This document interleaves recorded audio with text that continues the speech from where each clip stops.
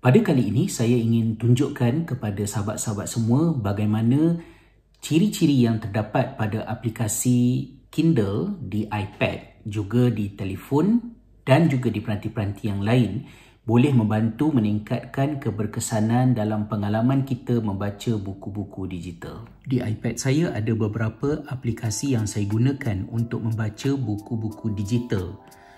Bagi buku-buku tanah air di dalam bahasa Melayu, di dalam bahasa Indonesia dan juga sebahagiannya di dalam bahasa Arab dan juga bahasa Inggeris, saya menggunakan Google Play Books. Saya juga menggunakan Kobo Books, dan Kobo Books ini digunakan lebih awal jika dibandingkan dengan Kindle, tetapi buku-buku di dalam Kobo Books ini mahal sedikit kebanyakannya jika dibandingkan dengan Kindle. Fungsi-fungsi yang ada di dalam Kobo ini juga bagus namun tidak seefektif Kindle. Misalnya untuk menyalin teks tertentu, kita tidak mempunyai fungsi terus untuk menyalin, tetapi kita kena share dan salin menggunakan plain text quote, dan ini hanya boleh dilakukan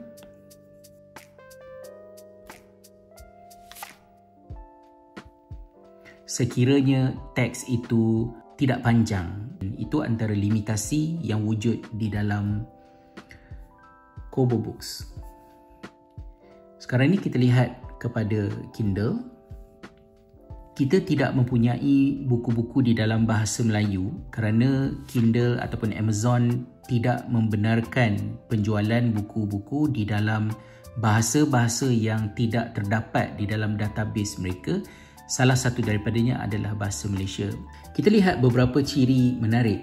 Misalnya di dalam buku Amazing Ourselves to Death yang bukan ditulis oleh Neil Postman tetapi oleh anak muridnya, buku ini mempunyai satu keunikan.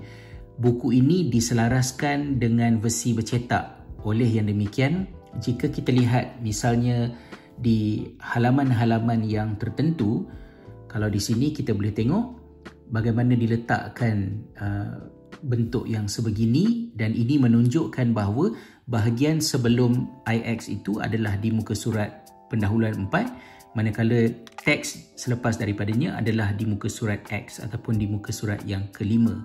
Begitu juga ada setengah buku, misalnya Teachers School and Society ini. Buku ini besar, tebal dan berat. Untuk versi cetak, saya rasa mencecah kira-kira 900 muka surat. Buku ini mengekalkan layout asal seperti cetak. Baik, kalau kita nak salin ni kan. Okey. Kita boleh dapat keseluruhan teks. Kita boleh menukar saiz font daripada besar ke kecil, menggunakan font yang bersesuaian dengan keselesaan kita. Dari segi layout, kita boleh menggunakan continuous scrolling, maknanya bukan dari kanan ke kiri tetapi terus daripada atas ke bawah bagi yang mahukannya. Kita juga boleh menukarkan warna helaian ini daripada putih kepada kuning ataupun kepada hijau ataupun kepada warna hitam. Begitu juga kita boleh gunakan, misalnya di sini ada reading ruler. Reading ruler ini agak membantu setengah-setengah kita, yang mana kita boleh menggunakan pembaris ini untuk membantu mata kita kekal berada di mana semasa kita membaca. Pembaris ini boleh ditukar settingnya mengikut warna yang kita mahukan. Kita boleh tebalkan dia ataupun dia punya, orang kata, transparansi dia. Kemudian ada yang sebaris, ada yang 3 baris, ada yang maksimum. Ini juga bermanfaat.